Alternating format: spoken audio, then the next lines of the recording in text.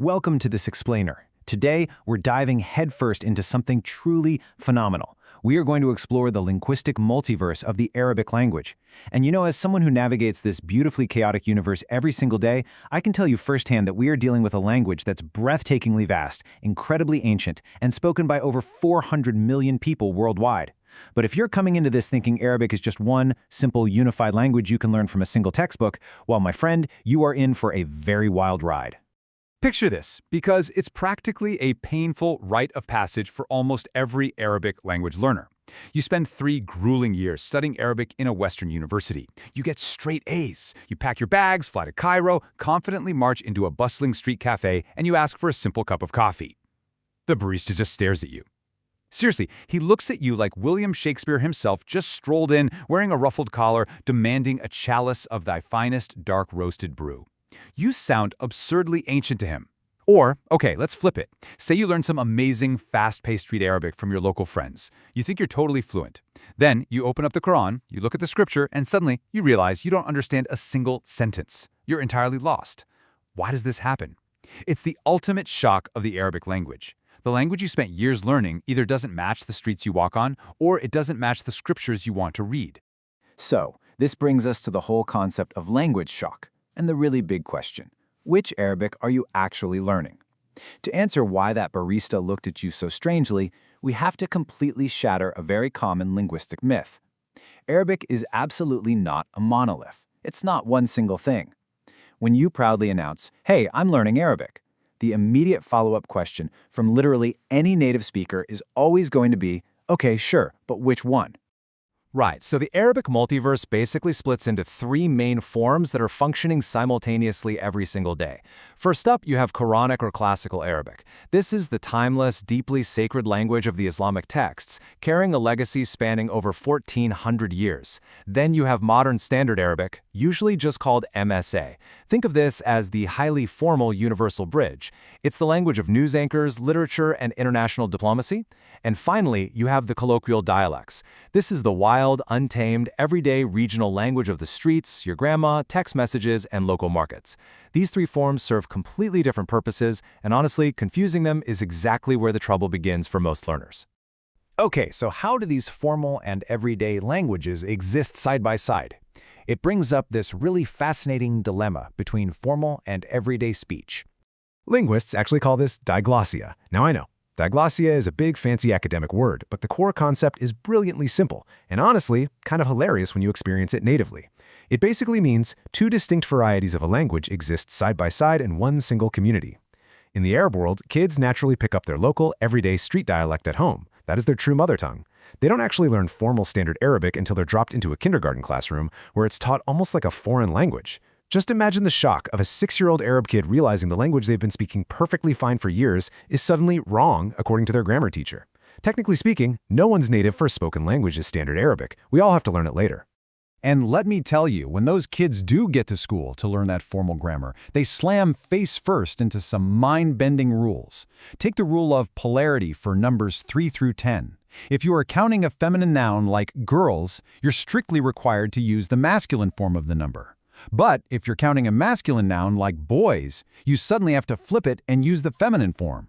It literally breaks your brain because it's the exact opposite of what you'd expect. It's so incredibly frustrating and prone to error that even highly educated adult native speakers absolutely dread it. Seriously, if you walk through an Arab market, you'll hear adults deliberately mumbling the ends of their numbers just so they don't have to figure out this masculine and feminine math on the spot. We just simplify the whole shebang in the streets. But jokes about grammar aside, that complex, highly structured classical framework serves a profound, irreplaceable purpose. Shifting gears entirely, we really have to look at the timeless eloquence of the Quran, which is the absolute anchor of this linguistic tree. The pinnacle of classical Arabic is treated with absolute reverence by over 1 billion people. It's renowned for an unparalleled depth and a beauty that has literally defied the passage of time. Let's look at the emotional weight of this vocabulary to see why. Take a super simple concept, rain. In everyday Egyptian street dialect, it's just matara. The annoying water making puddles on your commute. In formal modern standard Arabic, you'd hear the word matar, delivered by a serious meteorologist on the evening news, completely neutral, scientific. But in Quranic Arabic, you find a word like gaith. Gaith doesn't just mean water falling from the sky. It carries immense theological weight. It implies a divine blessing, a merciful relief, and a life-giving abundance that comes specifically after a long, devastating drought. That magnificent emotional and spiritual depth, yeah, it's completely lost if you're only learning textbook Arabic or street slang. And beyond just the vocabulary, there's the balagha, the rhetoric. Just listen to the opening of Surat as-Saffat. Was-Saffati Saffa. Even if you don't speak a single syllable of Arabic, you can physically hear the rhythm, the striking alliteration, the powerful sweeping assonance. It translates to, by those angels lined up in rows. Modern Arabic would translate that concept as something super boring, like, the individuals are standing in one straight line, with absolutely zero poetic flair. But Quranic Arabic is an auditory masterpiece. It's a language explicitly designed to be recited, to resonate in the chest, and to be felt in the soul, not just read silently off a page. Now, I know what you're thinking. Okay, this sounds incredibly intimidating. But get ready, because I've got a data point that acts as the ultimate cheat code, and it's going to absolutely blow your mind. Ready? 85%. Just 800 high-frequency words make up nearly 85% of the entire Quran. Let that sink in for a second. You don't need to memorize a dictionary of a million ancient, obscure words to start grasping this divine text. If you can focus your energy and master those core 800 words, you unlock the vast, vast majority of the scripture. It suddenly takes this seemingly insurmountable mountain of 14 centuries of language and turns it into a totally achievable goal for anyone. So, how do we bridge the massive gap between that ancient, poetic text and the fast-paced modern world? Well, that's exactly where modern Standard Arabic comes in. If Quranic Arabic is the deep, immovable foundation, MSA is the practical bridge of understanding that connects the incredibly diverse Arab world today.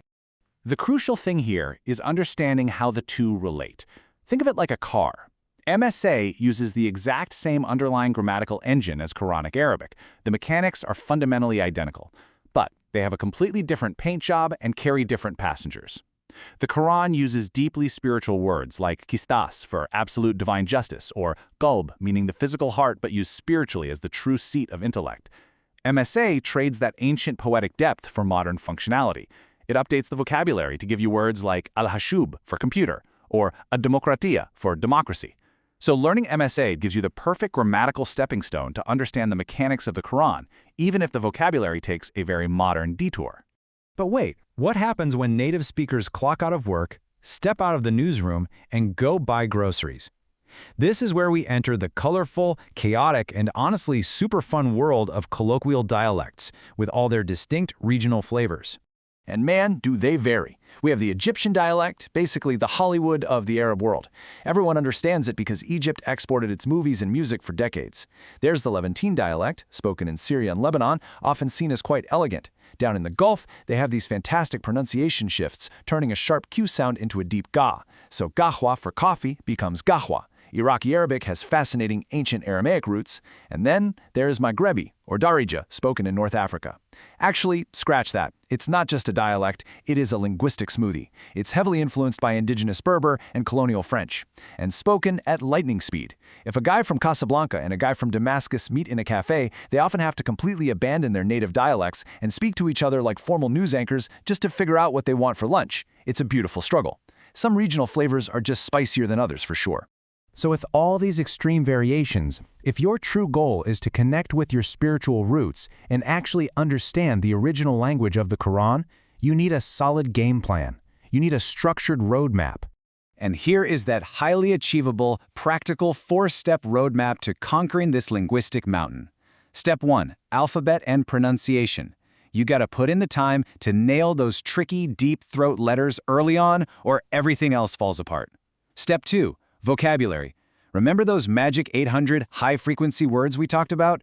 Drill them. Make them your best friends. Step 3, grammar and morphology, known in Arabic as sarf and nahu. Sarf is learning how words are built from root letters, and nahu is the architectural blueprint of how you piece those words into sentences. And finally, step 4, tajweed. These are the strict, beautiful rules of recitation ensuring you preserve that precise auditory majesty we heard earlier. But tread carefully, because there are massive traps along the way. The sources point out some huge learning mistakes you have to avoid. Number 1, do not start by learning a street dialect like Egyptian if your goal is the Quran. Learning street slang to read ancient scripture is literally like learning London Cockney slang to read the original Magna Carta. It does not transfer. Number 2. Avoid empty recitation. Don't just memorize how to recite beautifully without knowing what the words mean.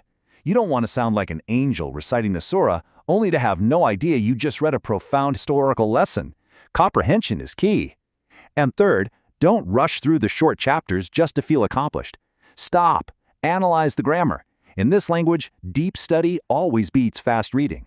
Which brings us to our final and really most important thought. Think about this. Street dialects completely change every generation. Slang dies in 5 years. Modern Standard Arabic constantly has to invent new words every single day just to keep up with an iPhone update. But Quranic Arabic?